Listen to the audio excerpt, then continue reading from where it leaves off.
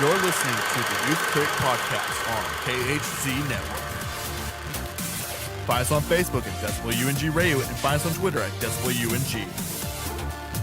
If you like this episode, please leave a like and comment on our iTunes page at KHZ Network. And now for the podcast.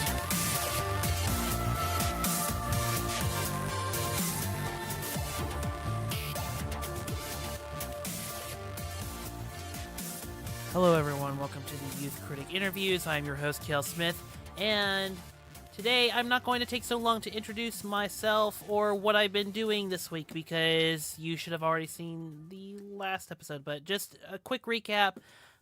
I got to do press interviews for the 42nd Annual Atlanta Film Festival, so I got to do red carpet interviews and also watch movies for the KHZ Network site and podcast channel. So, cool stuff, and I got to do it with two really cool people this time for this third episode. Christopher Daniel from the Burton Wire and Maria Jackson from Shakefire.com. So, Saturday, I got to interview the family members and director Sam Pollan documentary Maynard. Please enjoy our third interview with Wendy Eley Jackson. Bringing this legacy and this story to life, take us to the time when you had something to bring to screen. There was never a doubt. I'm an Atlanta native. So born in 1970, raised here in Atlanta. I'm a product of Atlanta public schools. So Maynard has always been in the fabric of my life. His blood flows through the streets of Atlanta, from Bankhead to Buckhead. So there was never, when my husband said that he wanted to do a documentary about his father, there was never let's see. It was let's move. Let's get it done. Considering all the different strands and layers and complexities that he had, was there a specific personality within Maynard's legacy that resonated with you? Yes. Or what do you identify with the most about it? You know, one of the things, when you are living a life of purpose every single day, does that ever become exhausting? You know, sometimes when you pour out, who's pouring into you? And what I think one of the things that I learned is family poured back into him.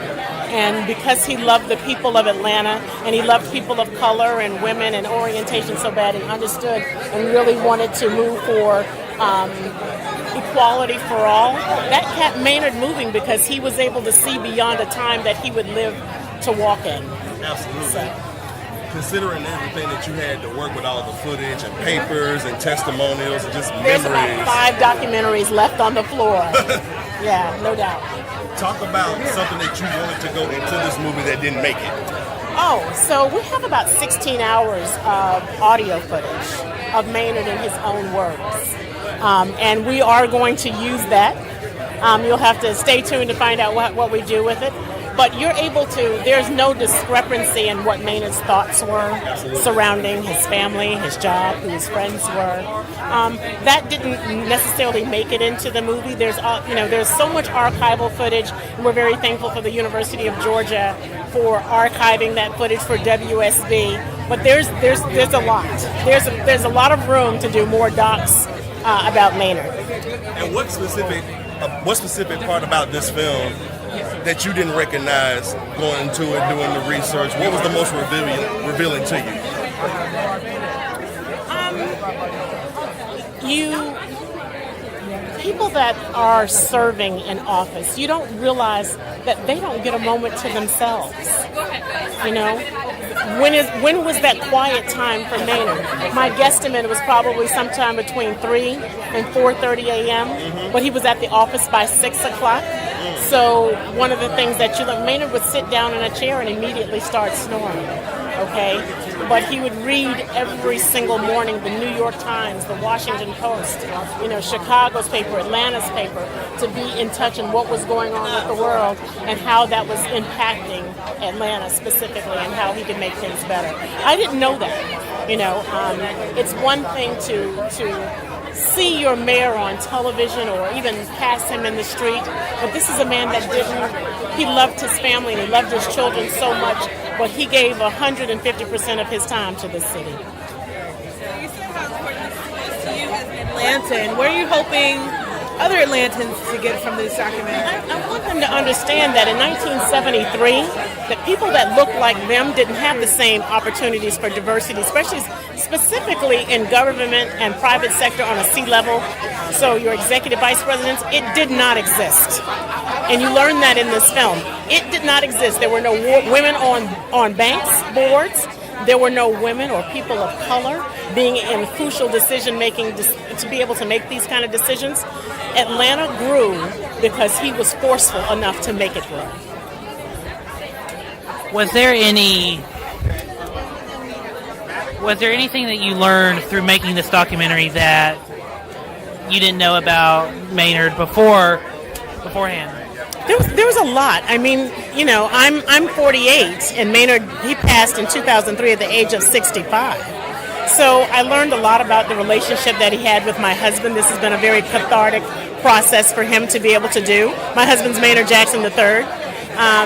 So what their relationship was like, not from the surface, how that affected him growing up. A lot of things make sense. I learned a lot of things about Maynard's relationship with his own parents and how much the loss of his father. A lot is talked about John Wesley Dobbs, but his first circle of influence was his father, Maynard Holbrook Jackson Sr.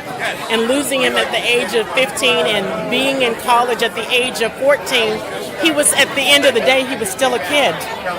He was still a child. And I know your family had a lot of access to footage and all, but did you have to access any other types of footage for the documentary or any? Absolutely, ABC, NBC, CBS, the Olympic footage.